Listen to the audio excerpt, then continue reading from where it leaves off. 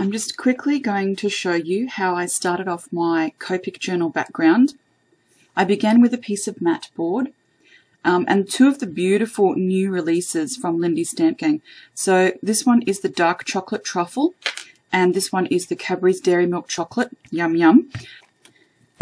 So just starting with the Dark Chocolate Truffle, it doesn't matter which one you start with. So what I did for my journal is I've covered one side, about 50%.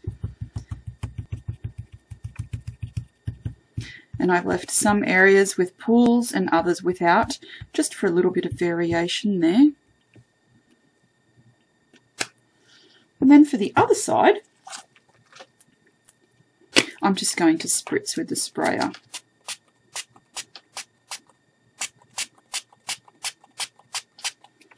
I'm going to dry this with a heat gun so that I end up with pools of colour.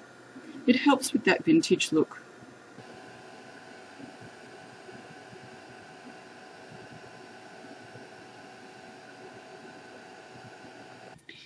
If your matte board has warped a little from being dried with a heat gun, just use your fingers to bend it back into shape. You'll find that they're usually quite forgiving. This is what the colour looks like when it's not tilted, so you get this beautiful mix of browns. One of the browns, I think it's the Cadbury Dairy Milk, is slightly more silver in the sheen, and the Dark Chocolate Truffle is a little bit more goldy. So I've got these beautiful stains from drying with the heat gun and a gorgeous blend of colours. And then when you tilt it to the light, see that? Isn't that lovely? So you've got this beautiful pearlescent, pewtery sort of look to the Cadbury's Dairy Milk Chocolate, and then the Dark Chocolate Truffle is a bit more golden. You can imagine what kind of a gorgeous background this is going to make. Now I love using these two browns together. They're just so pretty. Yummo, huh? Now for the texture paste. Now these are both the same brand. It's the Jo Sonja's. This one states that it's white.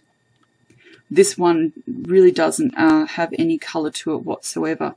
Now I love this particular one. It's just the plain texture paste. I bought a big bucket because I like using it a lot, and I find this takes other colour beautifully. Now you've got a few options. You can either mix the colour into the texture paste or add it after it's dried. This one's great if you just want to use a little. It even comes with a little applicator. So if you're a little bit nervous about using this, perhaps buy this white texture paste in the squeezy tube, because the applicator will assist you in placing it exactly where you want it. For me, I'm happy just to gloop it on, so I'm going to use this larger bottle. So this is what it looks like inside. You can see I've used quite a bit already. I'm quite generous with this. Now I'm just using a little piece of matte board that I've cut off. You can see how sticky this is. So what I'm going to do is I'm just working on a piece of scrap paper.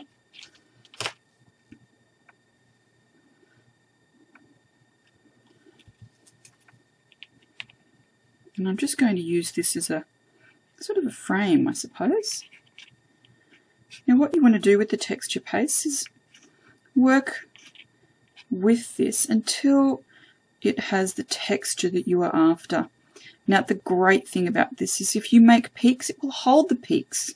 If you make little swirls, it will hold the little swirls. It's gorgeous stuff. You can do so much with it. So I love making sort of little designs in here, because anything that you make in the texture will come out later.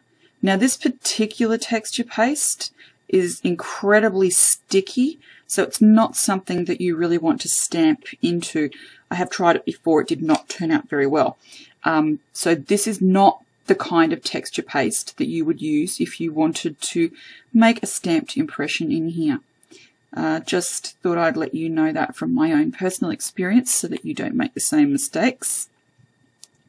Now there are other brands that you can stamp into. This is not one of them. Alright, so I've made some little designs in my texture paste along this side here, And I'll get in close for the next one so you can see exactly what I'm doing. And this is the opposite corner. So this is the same thing I've done on my journal. You just sort of gloop it on to begin with. Yeah, that's a very technical term, isn't it? And spread it around. Now you could use an ice cream stick for this. Now just whacking it on there does not give you the texture that you're after.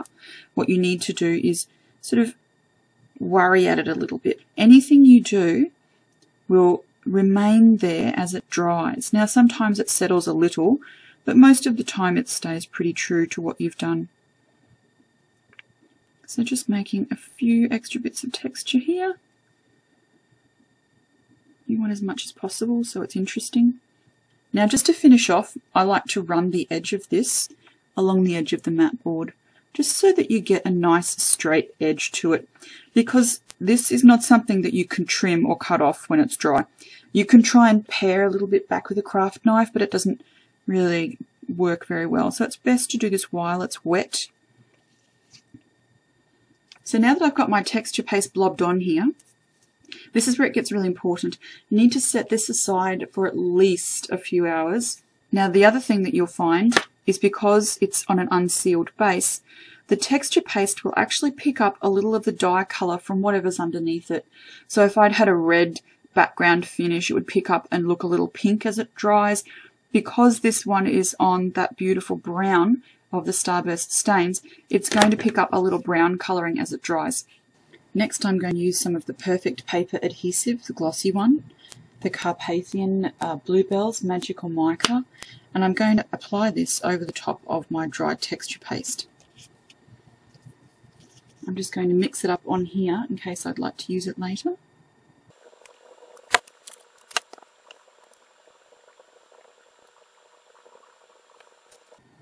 Then mix this together really well so that the dye is activated. I want this to be blue and sparkly. Make sure to mix out all those lumps.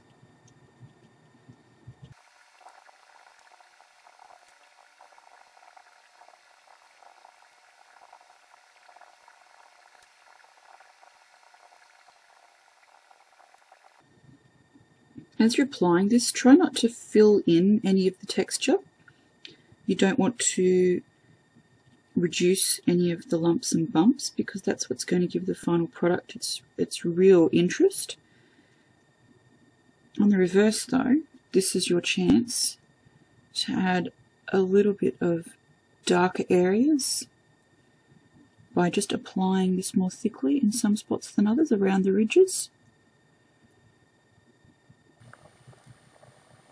This is a really fine line working on this between going too quickly and making a mess, and going too slowly and having this Magicals product dry on you when you've mixed it with the Perfect Paper Adhesive.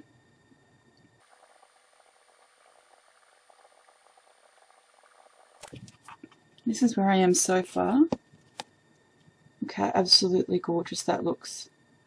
You've got all that texture, but with the beautiful colour of the Magicals.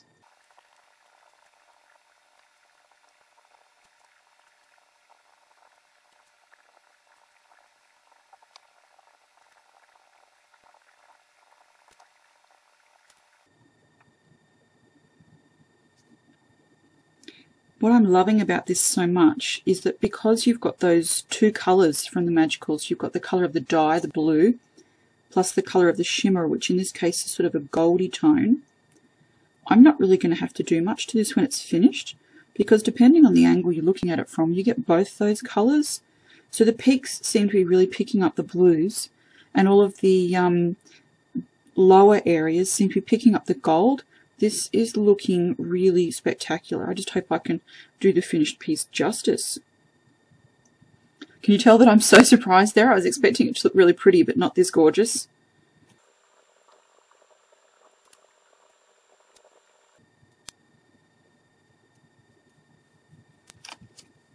Alright, so that's the top section done.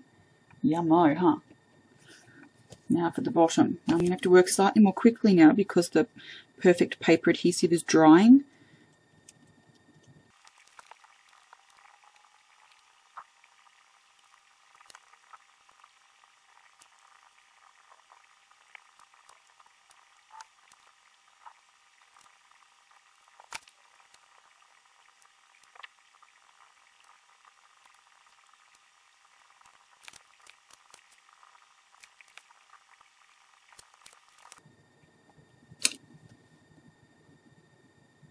See how nice that is? That's got just oodles of texture. And it's so beautiful and shimmery.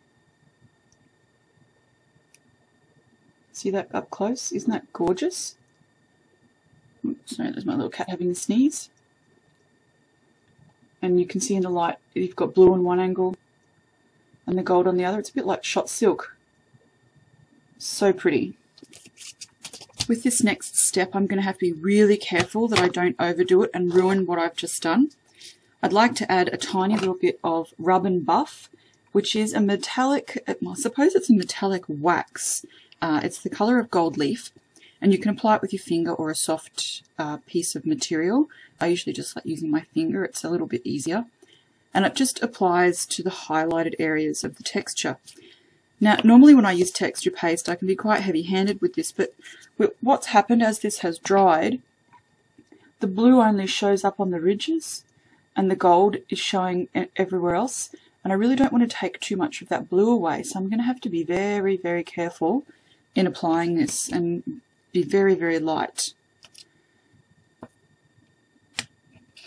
Alright, so a little bit of the Rub and Buff. Trusty finger applicator.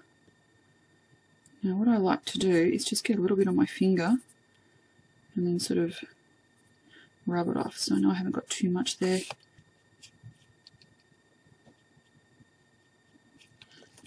And I think that will do it.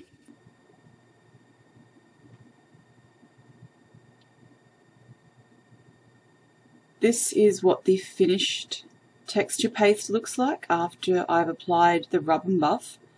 I've left it to, I suppose, set rather than dry because it's not really a liquid product for a couple of hours, and then I've buffed it with a clean, dry, soft cloth so I don't ruin the finish.